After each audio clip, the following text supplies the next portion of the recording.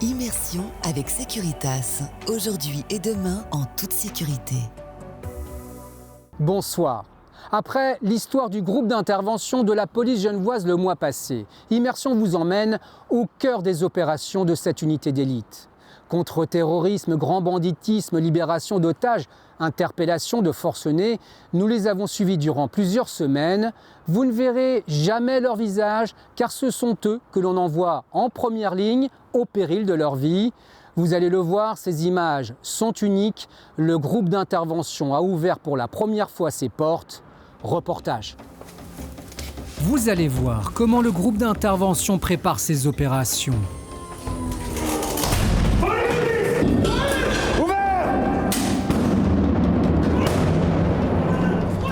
Les différents moyens d'ouverture, l'utilisation des explosifs. Vous verrez leur rôle sur les grandes manifestations, mais aussi en pleine action, sur le tarmac de l'aéroport, ainsi que les missions des tireurs d'élite autour de la sécurisation de VIP. Vous verrez enfin une opération dans le cadre d'une affaire de grand banditisme. «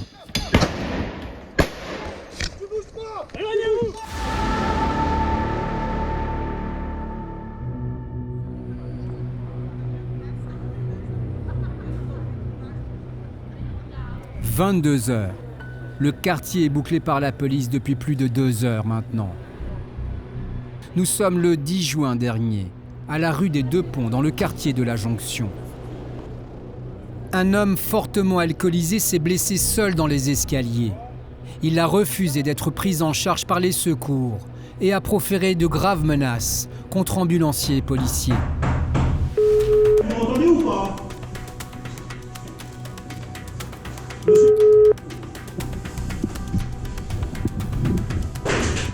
Vous m'entendez ?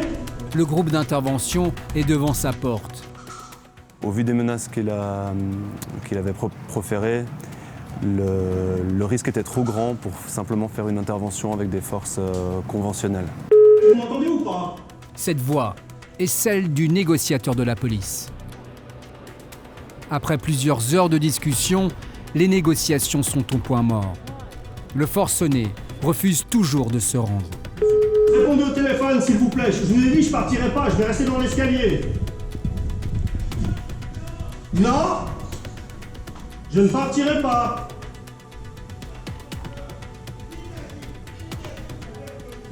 La police, elle est là, monsieur. Je suis inspecteur à la police judiciaire, la police, elle est là. Pour débloquer la situation, la police va entrer par la force. Les breachers, spécialistes des moyens d'ouverture, préparent une charge pour procéder à l'ouverture de la porte palière. C'est des charges avec de l'eau qui permettent de réduire drastiquement tous ces effets qu'on ne veut pas finalement. Nous on veut juste la puissance de l'explosif, on ne veut pas tout le risque qui va autour. Pour tenter de localiser l'individu, c'est un drone qui entre en premier. Le groupe d'intervention pénètre à son tour dans l'appartement. Tu ne touches pas. C'est la police. Ok, tu poses ton téléphone. La boîte. Le forcené reste menaçant jusqu'à la fin. Pour le neutraliser, les policiers ont fait usage du taser. Ok, une paire de mailles. S'il vous plaît, ça va pas. Ok, une manotte. 1h30 du matin, le dispositif policier sanitaire est levé à la rue des Deux Ponts.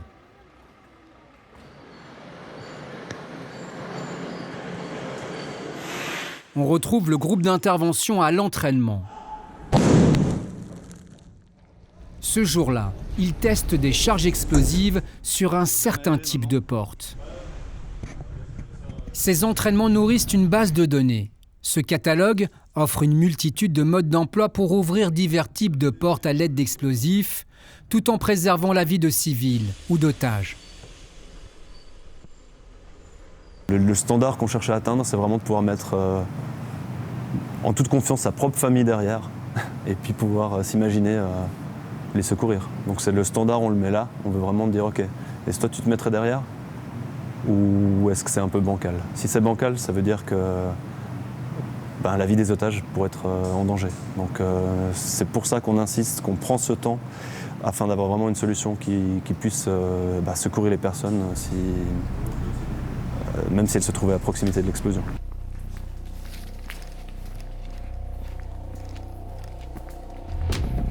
Quelques jours plus tard, en pleine nuit, les breachers du groupe d'intervention sont à nouveau sollicités. Mais cette fois-ci, pour entrer dans une villa.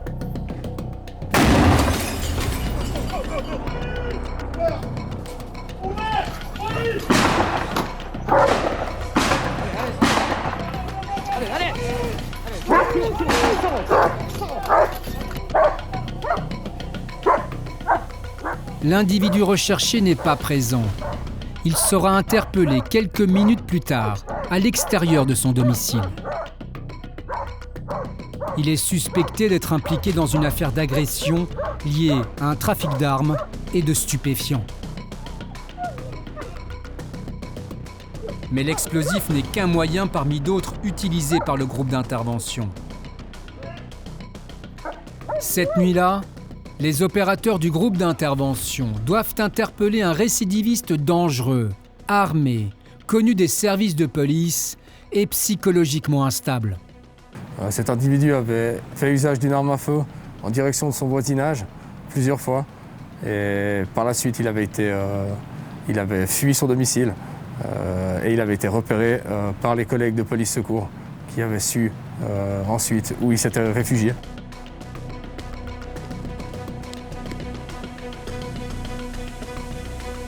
L'éclairage a été coupé. Grâce à leurs lunettes nocturnes, ils progressent en silence, couverts par les tireurs d'élite.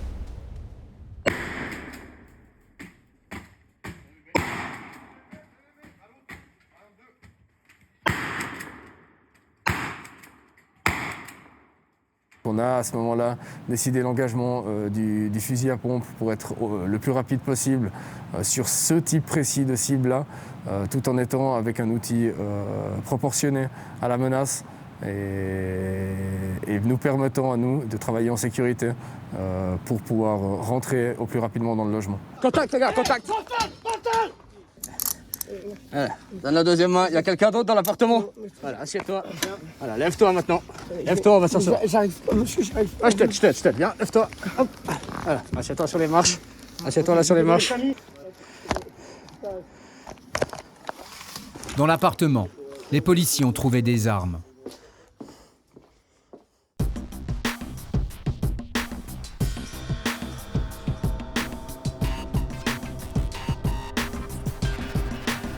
Le spectacle de drone, en mai dernier, cette manifestation a attiré la foule au bord de la rade. Sur le lac, les opérateurs du groupe d'intervention patrouillent sur un bateau de la police de la navigation.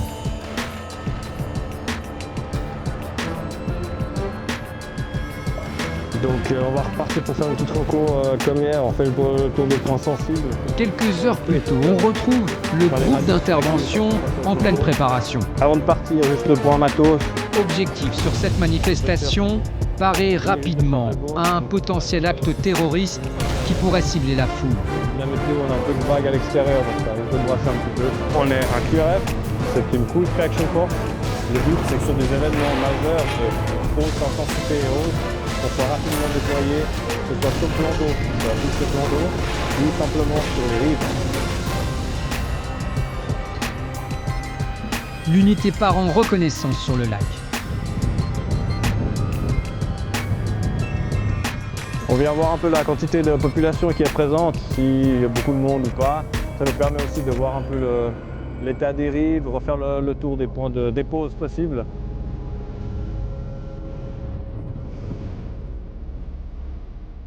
En moins de 3 minutes, ils doivent être capables de traverser le plan d'eau pour intervenir sur l'un des quais de la rade.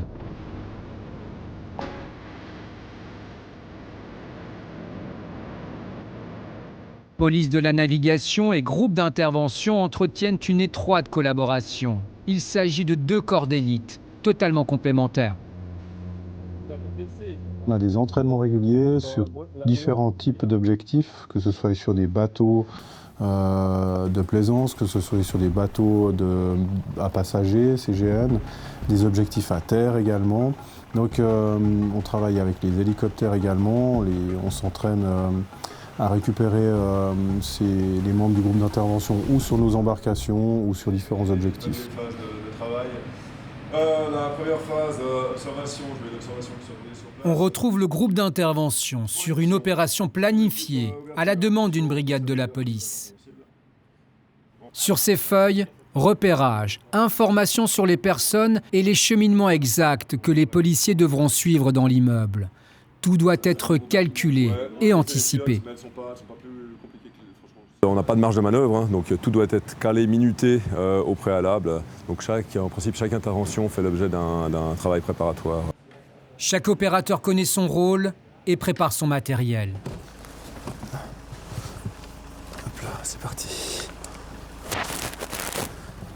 Centrale de GI répond.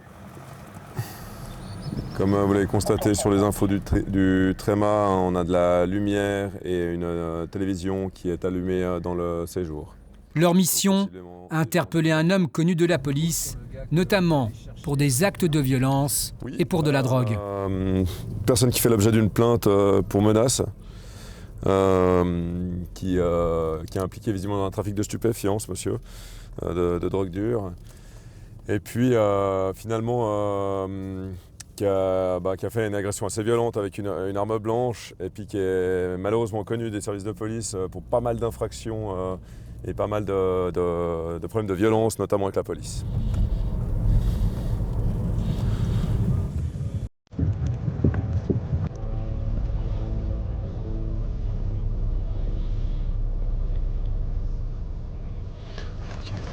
L'instant, on reste au véhicule.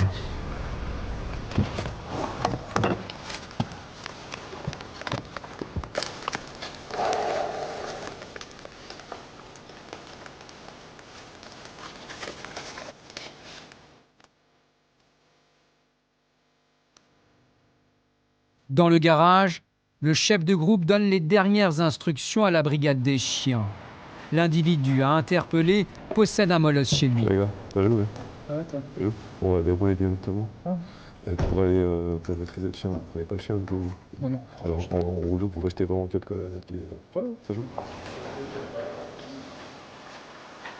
Pour tous, à partir de maintenant, on déroule et on ne s'arrête plus. GI en 22. GI en 22.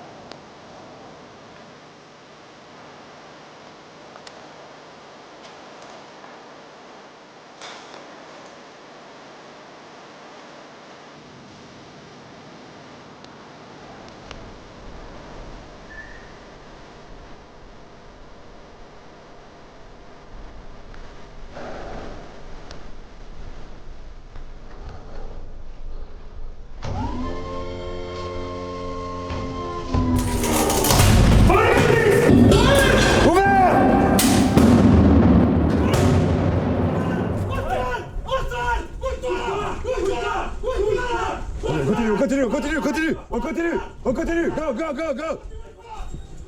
Bouge pas, le chien, bouge pas. C'est bon? Allez, go. Bon, Claire. Claire, la chambre Claire. Tu sors, état de situation pour tout le monde. État de situation. Ok, jackpot. Jackpot, ce qui veut dire en langage codé que la mission est accomplie. L'homme est au sol, neutralisé et menotté. La brigade de police en charge de l'enquête prend maintenant le relais. Ok. Le chien, c'est bon? Ok.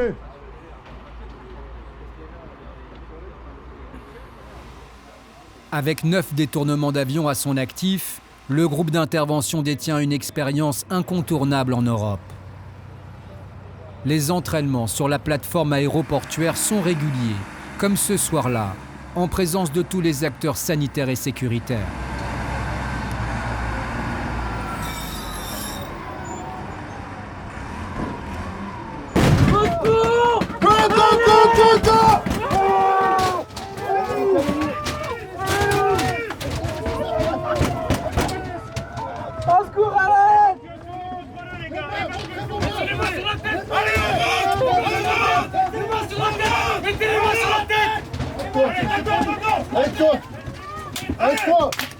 Avec toi. Allez, les gars. Les villages, chérie. Pour les opérateurs du groupe d'intervention, la libération d'otages dans un avion est le pire des scénarios. Une prise d'otage de masse, il y a quand même généralement passablement de monde dans un avion, dans un environnement qui est très restreint, très serré, de nature tubulaire. Et voilà, au niveau des doctrines et des techniques d'intervention, c'est un des éléments qui est très compliqué pour les groupes d'intervention, que ce soit au niveau de la sécurité des intervenants, que ce soit au niveau de la sécurité des otages, et puis vraiment dans nos capacités de manœuvre, moyens d'ouverture, etc. C'est un contexte d'intervention très particulier. Essayez de contrôler, du coup maintenant. Tout près, à quelques mètres, les tireurs d'élite ont les yeux rivés sur le moindre mouvement suspect. Ouverture de la porte. La première mission, ça va être de prendre une position et puis de pouvoir déjà observer l'environnement pour pouvoir guider par la suite nos collègues qui puissent s'approcher au plus juste de l'avion et par les bonnes portes. Ensuite, ça va être d'explorer tout ce qui se trouve à proximité ou dans l'avion, parce qu'on a les yeux en fait de cette colonne d'intervention pour pouvoir leur dire ce qui se passe à l'intérieur, de voir si les actions qui sont menées, par exemple, depuis le poste de commandement, quelles répercussions elles peuvent aussi avoir à l'intérieur de l'avion. En parallèle de ça, si ça s'avère nécessaire de pouvoir engager notre arme dans des conditions bien particulières pour pouvoir neutraliser un adversaire. On retrouve les tireurs d'élite en planque dans un appartement quelque part à Genève.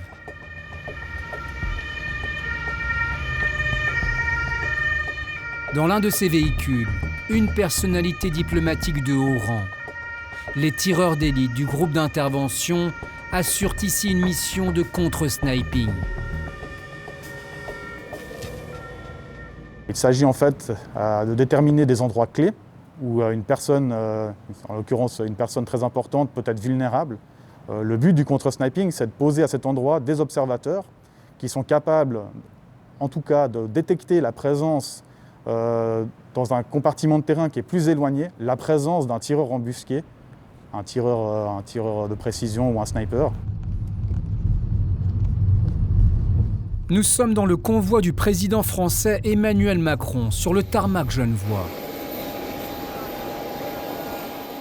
Dans certains de ces véhicules, des policiers du détachement de protection rapproché des VIP.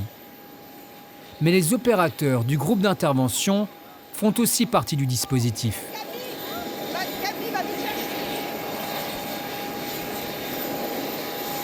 Le groupe d'intervention, sa mission sera d'appuyer la protection de la personne en se déployant, en permettant de combattre avec des moyens relativement lourds la menace pour permettre au détachement de protection rapproché de lui extraire la VIP de cette zone de danger pour se replier sur un point préalablement choisi.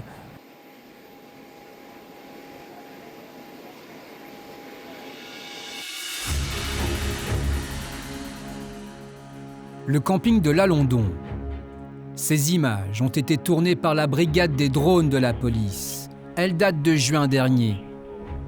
En tenue de camouflage dans les bois, les tireurs d'élite guettent les allées et venues de 2 personnes réfugiées à l'intérieur de cette caravane. Et ces derniers sont sur leur garde. Il y avait un dispositif caméra qui était implanté, donc on a pu prévenir la colonne d'assaut de la présence de cet objet afin qu'il puisse progresser sans passer à vue de cet objet pour ne pas être détecté par l'adversaire. Les 2 individus sont en cavale, dangereux et probablement armés. Il s'agit de 2 frères, suspecté d'être impliqué dans la mort d'un jeune de 19 ans, tué par balle, à Montpellier. En attente dans ses véhicules, la colonne d'assaut du groupe d'intervention vient de recevoir l'ordre de les interpeller.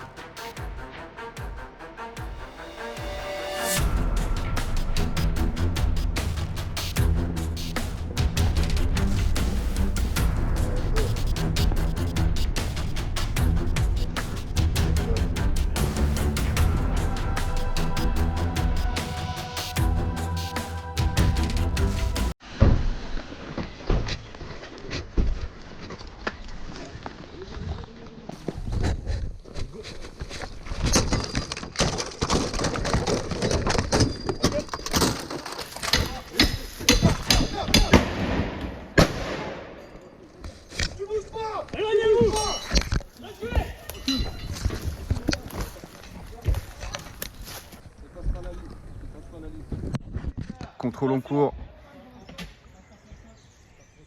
Les deux hommes ont été interpellés et extradés en France, où ils seront jugés pour meurtre en bande organisée.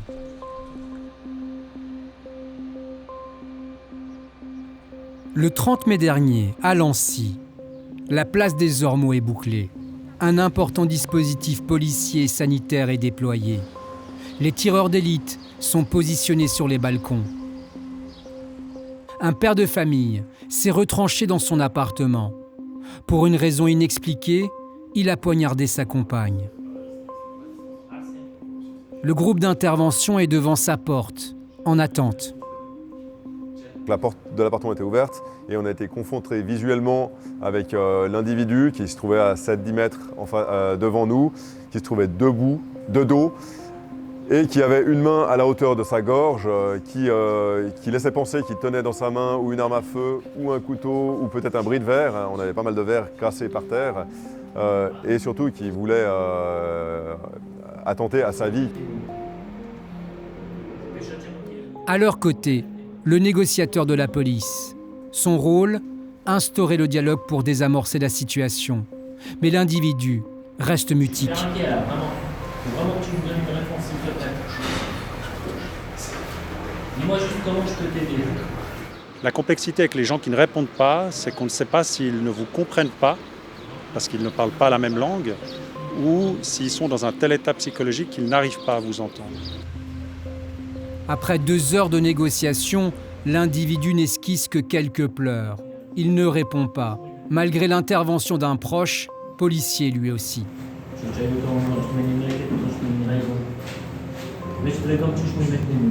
Ce que nous on craint, c'est ce qu'on appelle dans la littérature le suicide by cop, c'est que sachant que potentiellement il est armé, s'il se retourne d'un coup et il vient vers nous, c'est qu'il provoque, parce qu'il n'a pas le courage de sauter la vie lui-même, il provoque la réaction de la police qui peut être une réaction mortelle, létale.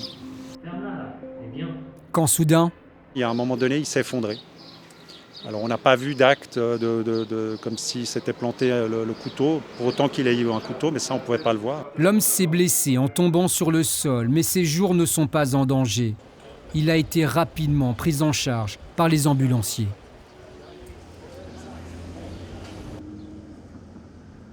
Caserne des pompiers de Tonnay, c'était en mai dernier. Vaste exercice pour tous les partenaires du cordon sanito-sécuritaire. C'est une crise majeure qu'ils doivent affronter. À l'intérieur de ce bâtiment, un homme armé a pris en otage plusieurs personnes sur leur lieu de travail. Parmi elles, certaines sont blessées. Le groupe d'intervention est appelé pour libérer les otages.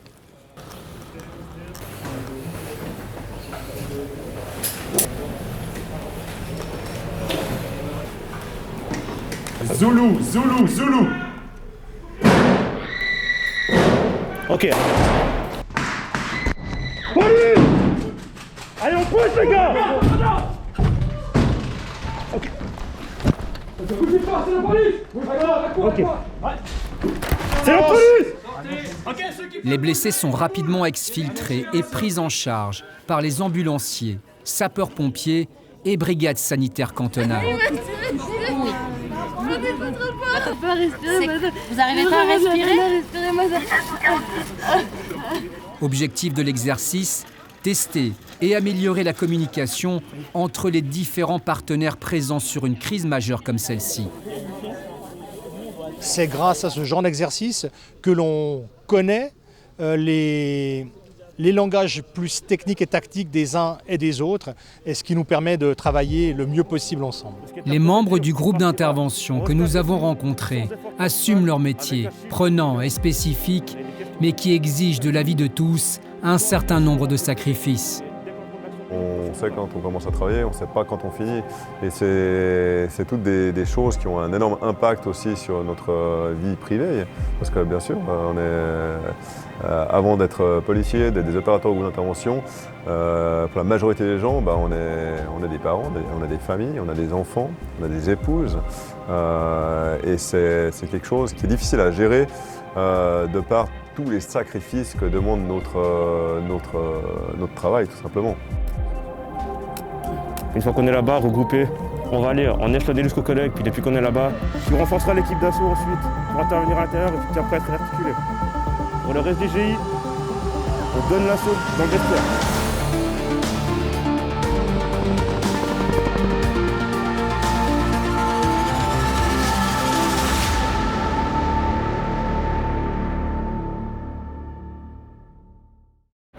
Immersion avec Securitas, aujourd'hui et demain en toute sécurité.